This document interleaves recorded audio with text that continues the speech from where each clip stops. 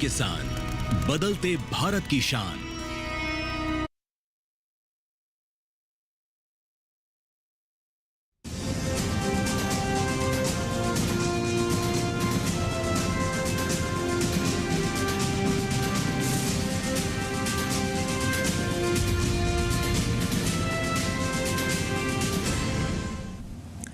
नमस्कार, किसान समाचार में आप सभी दर्शकों का स्वागत है। मैं हूं साइमा खान। सबसे पहले नजर हेडलाइंस पर। कृषि एवं किसान कल्याण राज्य मंत्री रामनाथ ठाकुर ने लोकसभा में बताया कि सरकार ने वर्ष 2016 में किसानों को उनकी उपज का बेहतर मूल्य दिलाने के लिए राष्ट्रीय कृषि मार्केट नामक योजना की शुरुआत की। उत्तर प्रदेश के भारतीय पशु चिकित्सा अनुसंधान संस्थान बरेली ने बनाया जानवरों की हड्डियों को जोड़ने वाला ग्लू। IVRI बरेली की वैज्ञानिक रेखा पाठक ने बताया कि छोटे जानवरों के लिए बेहद उपयोगी है ये ग्लू। दिल्ली NCR में उमस भरी गर्मी के बाद आज सुबह रिमझिम बारिश से लोगों को मिली राहत। हालांकि भारी बारिश के बाद राजधानी में जलभराव से कुछ क्षेत्रों में लोगों को परेशानी का सामना। मौसम विभाग ने अगले कई दिनों तक देश भर में भारी बारिश की भी भविष्यवाणी की। और अब समाचार विस्तार से। उत्तर प्रदेश के पशुधन एवं दुग्ध विकास मंत्री धर्मपाल सिंह ने राज्य के पशुओं को संक्रामक रोगों से बचाने हेतु 15 दिवसीय विशेष टीकाकरण अभियान चलाने के निर्देश दिए हैं और साथ ही उन्होंने नए पशुओं का टैगिंग कर तत्काल पंजीकरण सुनिश्चित करने पर बल दिया। उन्होंने निर्देशित किया कि टीकाकरण के दौरान राजस्व एवं पंचायत विभाग के अधिकारियों और कर्मचारियों की सक्रिय सहभागिता भी सुनिश्चित की जाए, जिससे अभियान अधिक प्रभावी ढंग से संचालित हो सके।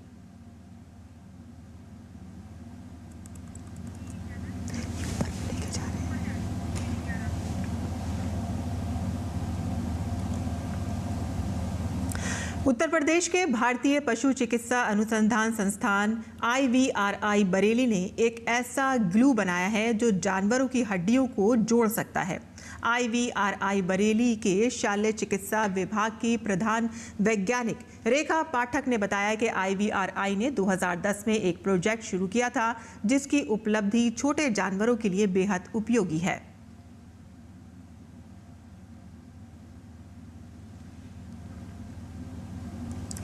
और कृषि एवं किसान कल्याण राज्य मंत्री रामनाथ ठाकुर ने लोकसभा में बताया कि सरकार ने किसानों को बेहतर मूल्य दिलाने के लिए कई कदम उठाए हैं। उन्होंने बताया कि सरकार ने वर्ष 2016 में किसानों को उनकी उपज को बेहतर मूल्य दिलाने के लिए राष्ट्रीय कृषि मार्केट नामक योजना शुरू की थी, जिससे किसानों को अपनी उपज ऑनलाइन बेचने की सुविधा मिली है, जबकि FPO को ई-नाम, ONDC और GEM जैसे डिजिटल प्लेटफॉर्म से जोड़ा गया है।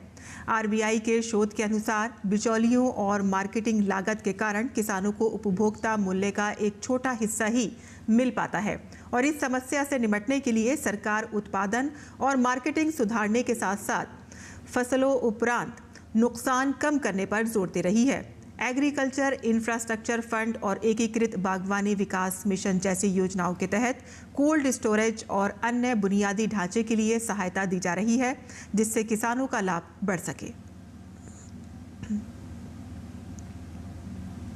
कृषि एवं किसान कल्याण राज्य मंत्री रामनाथ ठाकुर ने लोकसभा में एक लिखित उत्तर में जानकारी देते हुए कहा कि भारत सरकार देश भर के किसानों को आवश्यक मात्रा में बीज उपलब्ध कराने के लिए कृषि फसलों के गुणवत्तापूर्ण बीजों के उत्पादन और मल्टीप्लिकेशन को बढ़ावा देने के लिए प्रतिबद्ध है। गौरतलब है कि वर्ष 2014-15 से बीज एवं रोपण सामग्री उप मिशन SMSP पर अमली जामा बनाया जा रहा है। भारतीय कृषि अनुसंधान परिषद ने पिछले 10 वर्षों के दौरान कुल 2900 किस्में जारी की हैं।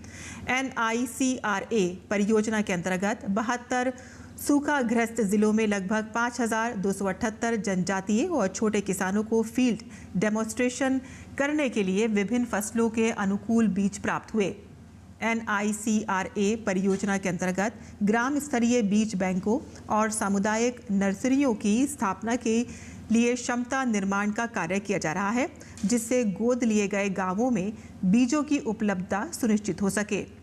NICRA के कई गांवों में चावल, गेहूं, सोयाबीन, सरसों, चिपकी, ज्वार, चना और लोबिया की सूखा और बाढ़ रहने वाली जलवायु अनुकूल किस्मों का प्रदर्शन किया गया।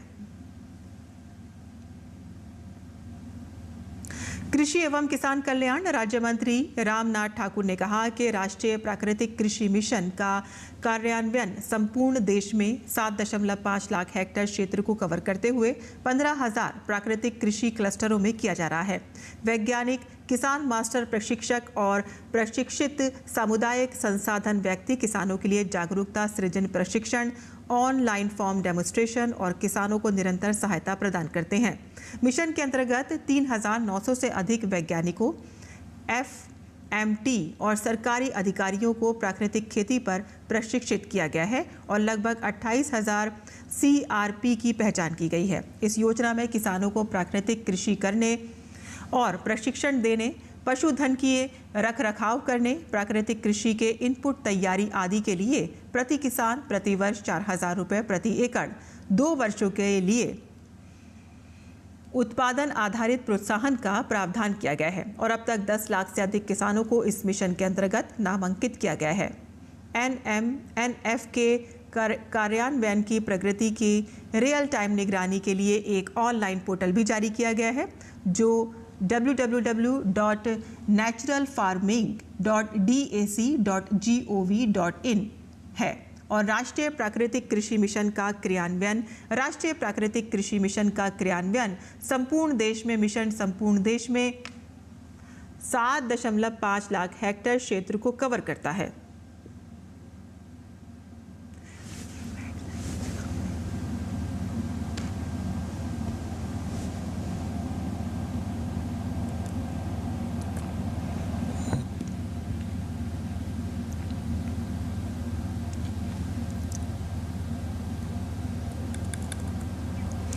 कृषि एवं किसान कल्याण राज्य मंत्री रामनाथ ठाकुर ने कहा कि पूर्वोत्तर राज्यों के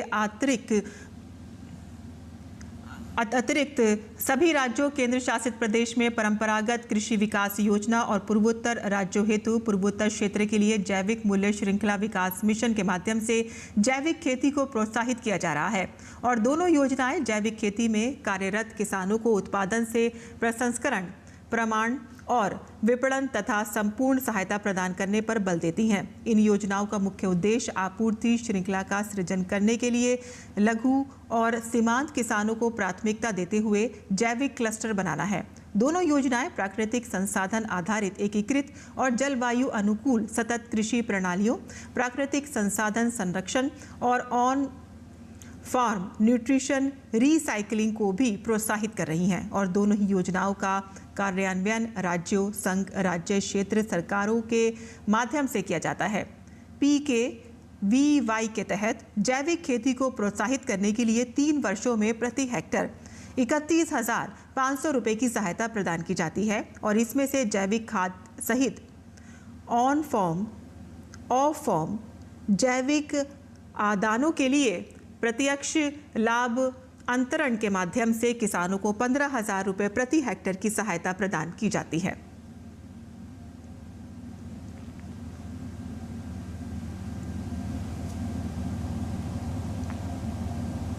कृषि एवं किसान कल्याण राज्य मंत्री रामनाथ ठाकुर ने यह भी बताया कि सरकार ने किसानों की आय दोगुनी करने के लक्ष्य रखा है और इसके लिए 7 प्रमुख स्रोतों पर ध्यान केंद्रित किया जा रहा है, जिनमें उत्पादकता बढ़ाना, लागत घटाना और लाभकारी मूल्य सुनिश्चित करना शामिल है। सरकार ने कृषि एवं किसान कल्याण विभाग के बजट आवंटन को वर्ष 2013-14 में 21,933.50 करोड़ रुपए से बढ़ाकर वर्ष 2025-26 में 1,27,290.16 करोड़ रुपए कर दिया है।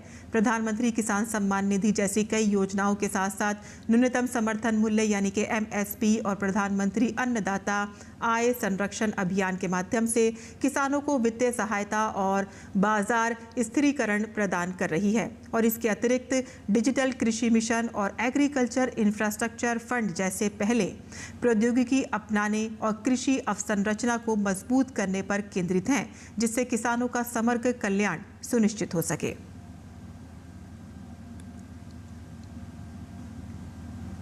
बिहार में जीविका दीदी की रसोई सैकड़ों महिलाओं को आर्थिक रूप से सशक्त बना रही है। अपने परिजनों के लिए रोटी बनाने वाली महिलाएं अब रोटी बनाकर शानदार कमाई कर रही हैं।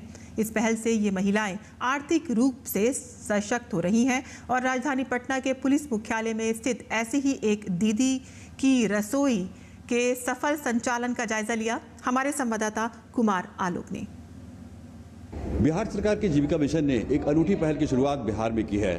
पहले सरकारी कैंटीन में आप जाते थे तो वहाँ एक अलग कैंटीन होता था और वो कॉन्ट्रैक्ट पे होता था, लेकिन अब बिहार सरकार ने जीविका मिशन के तहत दीदी की रसोई नामक कैंटीन शुरू किया है और ये बिहार के 38 जिलों में चल रहा है और इसका सारा मैनेजमेंट महिलाएं संभाल रही है, चाहे वो सर्विंग का मामला हो, चाहे कुकिंग का मामला हो, चाहे सफाई का मामला हो।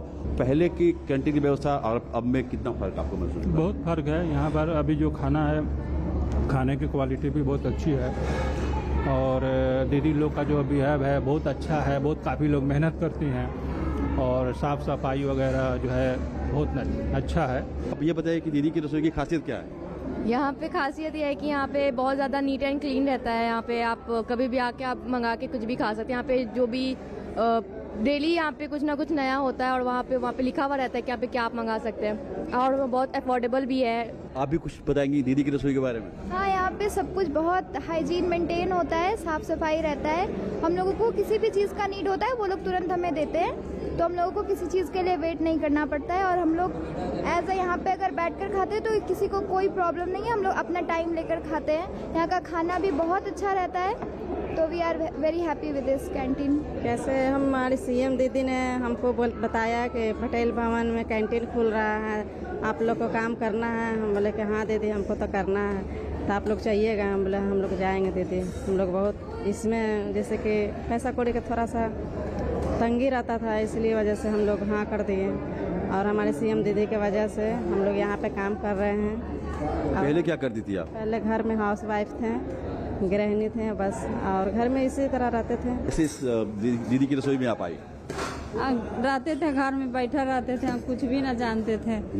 फिर उसके बाद सीएम आए तो वही 10 रुपया से जुटे तो वही मैंने काम दिया गया। काम करने से मेरे बहुत अच्छी जीवन बदला, क्योंकि पहले घर पर रहते थे, अब काम करने से बहुत अच्छा मेरा जीवन बदल गया। इतना साफ सफाई रहता है, कैसे मेंटेन करती है आप लोग? हम लोग सुबह सुबह आते हैं, झाड़ू बहारू करते हैं, उसको बाद क्या कहती हैं कि ये सब क्लीन करने के बाद खाना बनाते हैं और उसके बाद ऊपर चढ़ाने के बाद बेचते हैं, इसीलिए साफ सफाई रहता है। दीदी की रसोई में न सिर्फ स्वादिष्ट खाना मिल रहा है, बल्कि वो महिलाएं जो घरों से नहीं निकलती थी आज वो घर से बाहर निकली हैं और आत्मनिर्भर बनी है। खासकर आर्थिक स्थिति उनकी बहुत मजबूत हुई है और जैसा कि आपने सुना कि वो अपने बच्चों की अच्छे स्कूल में पढ़ाई कर रही है, अच्छे मकान उनके बने हैं और एक तरह से कहा जाए कि दीदी की रसोई अपने आप में एक अनूठी पहल है। कैमरामैन विनोद ओझा के साथ कुमार आलोक, डीडी न्यूज़, पटना। और केंद्रीय गृह एवं सहकारिता मंत्री श्री अमित शाह 24 जुलाई को नई दिल्ली में राष्ट्रीय सहकारिता नीति 2025 का अनावरण करेंगे। प्रधानमंत्री श्री नरेंद्र मोदी जी के नेतृत्व में नई सहकारिता नीति 2025 का उद्देश्य सहकारिता क्षेत्र को पुनर्जीवित करने और आधुनिक बनाने के साथ साथ जमीनी स्तर पर एक रोड मैप बनाकर सहकार से समृद्धि के विजन को साकार करना है। नई नीति वर्तमान आर्थिक परिदृश्य में सहकारी समितियों को जीवंत बनाएगी और विकसित भारत 2047 के विजन में योगदान देगी। राष्ट्रीय सहकारिता नीति से बड़े पैमाने पर रोजगार और आजीविका के अवसर भी पैदा होंगे और इससे पहले 2002 में देश की पहली राष्ट्रीय सहकारिता नीति जारी की गई थी, जिसमें सहकारी संस्थाओं की आर्थिक गतिविधियों के बेहतर प्रबंधन के लिए एक आधारभूत रूपरेखा दी गई थी। पूर्व केंद्रीय मंत्री सुरेश प्रभाकर प्रभु की अध्यक्षता में 48 सदस्यीय राष्ट्रीय स्तरीय समिति ने नई राष्ट्रीय सहकारिता नीति तैयार की है।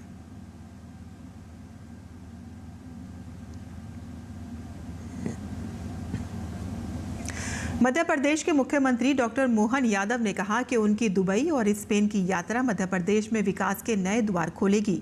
दुबई और स्पेन के निवेशक मध्य प्रदेश में निवेश के लिए उत्साहित हैं। उनकी 7 दिवसीय स्पेन और दुबई यात्रा मध्य प्रदेश को 11,000 करोड़ रुपए से अधिक के निवेश प्रस्ताव प्राप्त हुए हैं, जिससे 14,000 से अधिक व्यक्तियों को रोजगार भी प्राप्त होगा। मुख्यमंत्री डॉक्टर मोहन यादव ने कहा कि अपनी 7 दिवसीय विदेश यात्रा से लौटने के बाद मीडिया संवाद कार्यक्रम में उन्होंने ये जानकारी दी। उन्होंने बताया कि मैं इस यात्रा में मध्य प्रदेश को 11,119 करोड़ से अधिक के निवेश प्रस्ताव प्राप्त हुए हैं और इससे पूर्व भी जर्मनी, जापान और यूके आदि की यात्रा के दौरान वहां से मध्य प्रदेश में निवेश के लिए बड़े प्रस्ताव प्राप्त हुए थे। उन्होंने कहा कि मध्य प्रदेश में निरंतर देश विदेश से आ रहे निवेशक प्रधानमंत्री नरेंद्र मोदी के विकसित भारत के स्वप्न को साकार करने में सहायक होंगे।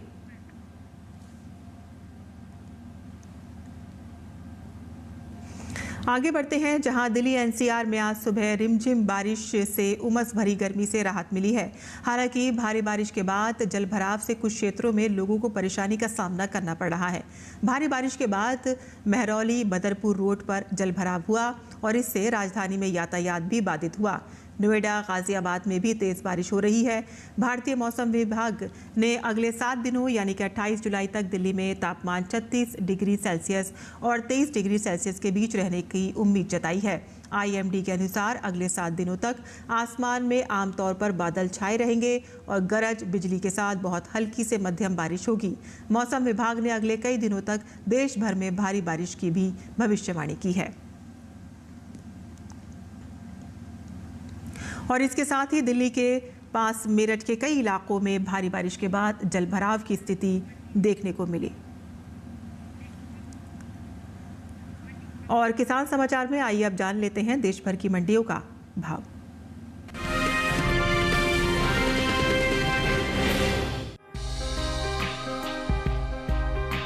मंगलवार को देश की ज्यादातर कृषि उपज मंडियों में मक्का की आवक सामान्य देखने को मिली।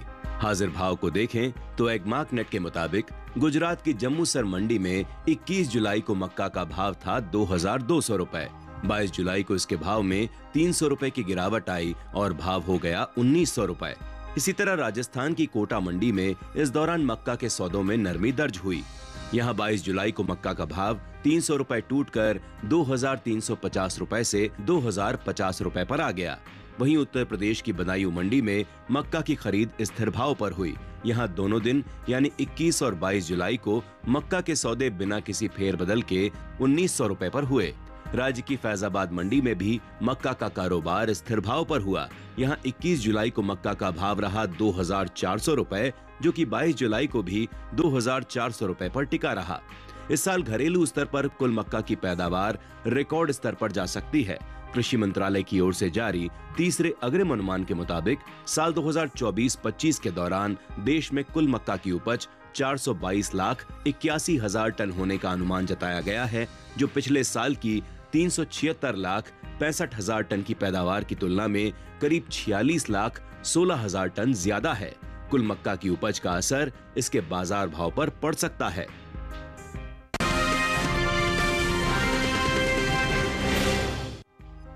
कृषि उपज मंडियों में इन दिनों आम की आवक सामान्य बनी हुई है।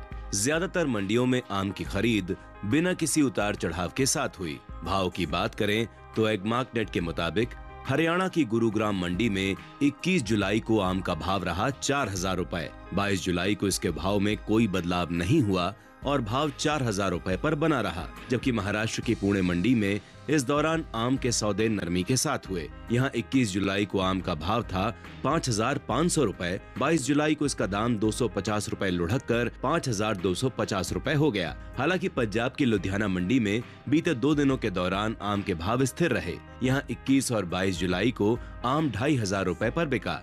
वहीं उत्तर प्रदेश की हसनपुर मंडी में 21 जुलाई को आम का भाव रहा 1,450 रुपए। 22 जुलाई को इसकी खरीद बिना किसी फेरबदल के 1,450 रुपए पर हुई। वहीं बात निर्यात की करें तो कृषि मंत्रालय और एपीडा की ओर से जारी ताजा आंकड़ों के मुताबिक भारत में वित्तीय वर्ष 2022-23 के दौरान 22,963.78 मीट्रिक टन आमों का निर्यात किया गया था, जबकि चालू वित्तीय वर्ष 2023-24 यानी अप्रैल से अगस्त महीने के दौरान भारत ने 27,330.02 मीट्रिक टन आमों का निर्यात किया है, जो बीते साल से ज्यादा है।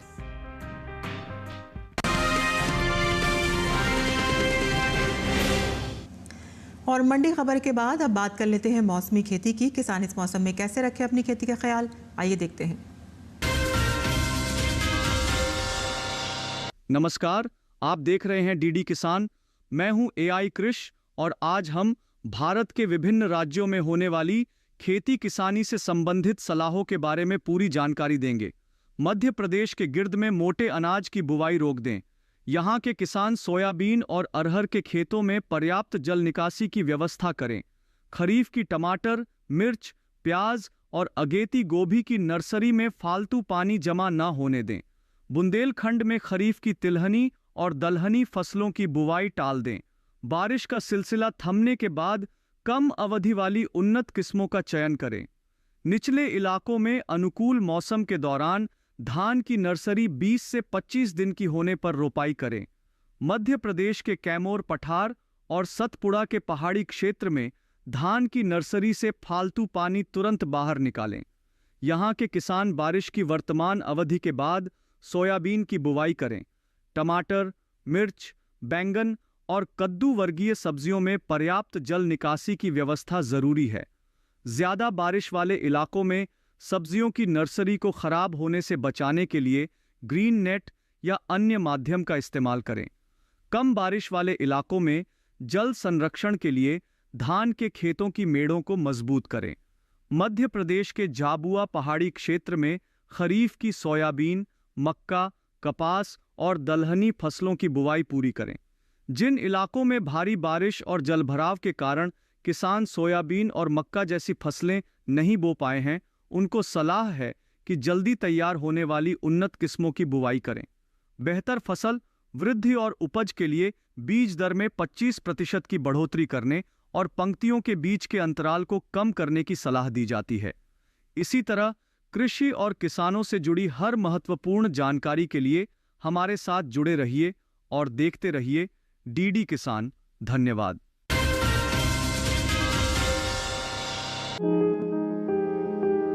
लौकी को गर्मी और बरसात दोनों में बोया जा सकता है। मैदानी भागों में गर्मी की फसल की बुआई की जा सकती है। बुआई से पहले खेत से खरपतवार को पूरी तरह से साफ कर लें और जमीन को समतल कर लें। बुआई के लिए 1 हेक्टेयर में संकर किस्म के बीज 5 से 7 किलो, जबकि सामान्य किस्मों के 6 से 8 किलो बीज लें। 1 हेक्टेयर में 100 किलो नाइट्रोजन, 50 किलो फास्फोरस और 60 किलो पोटाश की जरूरत होती है। सभी उर्वरक आधार खुराक के रूप में यानी बोते समय ही दें। बात अगर सिंचाई की करें तो शुरुआत में फसल की जरूरत के हिसाब से और फूल आने पर 5वें दिन पानी देते रहें। वहीं फसल को खरपतवार से दूर रखने के लिए 2 बार निराई गुड़ाई करें। करीब हर 10-12 दिनों में खरपतवार हटाते रहें। लौकी की बेल काफी लंबी होती है। इसकी खासियत ये है कि आप कम जगह में भी इसकी खेती कर सकते हैं। कीड़े और सड़न से बचाने के लिए बेलों को तार की बाड़ या लकड़ी के मचान पर फैला दें। इससे न सिर्फ बीमारियों से बचाव होगा बल्कि पैदावार भी बढ़ेगी। भारतीय कृषि अनुसंधान संस्थान ने इलाकेवार कई उन्नत किस्में तैयार की हैं, जैसे पूसा समृद्ध दिल्ली और NCR के लिए है। 1 हेक्टेयर में 270 से 300 क्विंटल तक पैदावार देने वाली ये किस्म 50 से 55 दिनों में तैयार हो जाती है। वहीं पूसा हाइब्रिड 3 हरियाणा और दिल्ली, इसके अलावा उत्तर प्रदेश और पंजाब के लिए अच्छी है। लौकी की फसल में फल मक्खी का हमला हो सकता है। इससे बचाव के लिए विशेषज्ञों की सलाह पर उचित दवाओं का छिड़काव करें। दवा का छिड़काव सिर्फ उसी जगह पर करें जहां फल मक्खी का प्रकोप ज्यादा हो। छिड़काव मौसम साफ रहने पर करें। पत्तियां गीली नहीं होनी चाहिए, वरना दवा असर नहीं करेगी। जरूरत के हिसाब से दवा की मात्रा घटा या बढ़ा सकते हैं।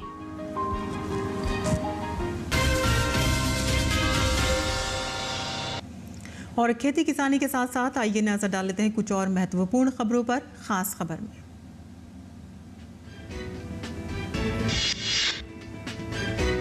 प्रधानमंत्री नरेंद्र मोदी आज से 26 जुलाई तक ब्रिटेन और मालदीव की यात्रा पर रहेंगे। यात्रा के पहले चरण में प्रधानमंत्री मोदी ब्रिटेन की राजधानी लंदन जाएंगे। 2014 के बाद से प्रधानमंत्री की ये यूके की चौथी यात्रा होगी। बांग्लादेश में सोमवार को हुए दर्दनाक हादसे के बाद भारत ने पड़ोसी देश के लिए मदद का हाथ आगे बढ़ाया है और इसी कड़ी में भारत घायलों के इलाज के लिए बर्न स्पेशलिस्ट डॉक्टरों और नर्सों की टीम सहित कुछ राहत सामग्रियां बांग्लादेश भेजी जाएंगी।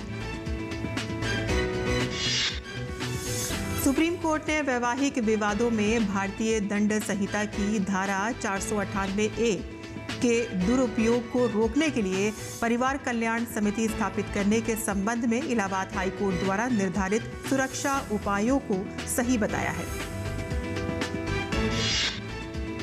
बिहार विधानसभा चुनाव से पहले मुख्यमंत्री नीतीश कुमार के नेतृत्व वाली एनडीए सरकार ने राज्य के पेंशनधारियों को बड़ा तोहफा दिया है। दरअसल बिहार सरकार ने राज्य के 1.11 करोड़ पेंशनधारियों की पेंशन राशि को 400 रुपये से बढ़ाकर 1100 कर दिया है। आज राष्ट्रीय प्रसारण दिवस है। भारतीय प्रसारण कंपनी की स्थापना 23 जुलाई 1927 को हुई थी, जिसने देश में संगठित रेडियो प्रसारण के जन्म को चिन्हित किया।